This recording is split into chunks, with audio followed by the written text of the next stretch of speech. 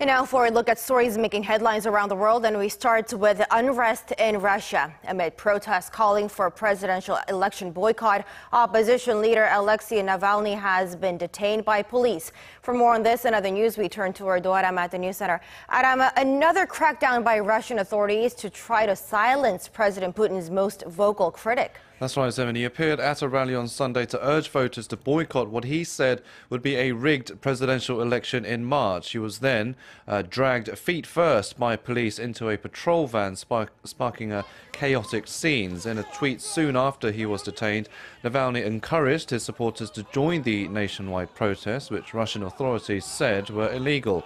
He added that the detention of one person was meaningless, adding that the protests were not about him but the future of Russian people. He is expected to be charged with illegally organizing a protest and could face 30 days behind bars if found guilty.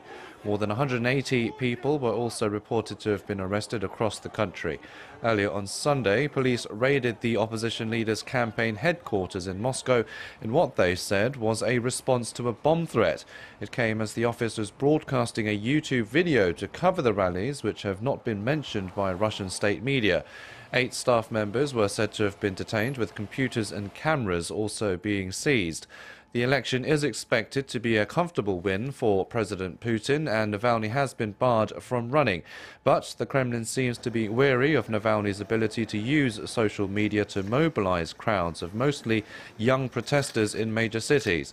However, the number of participants who showed up at Sunday's protests was said to be lower than previous demonstrations Navalny had staged, indicating that momentum may have shifted away from him.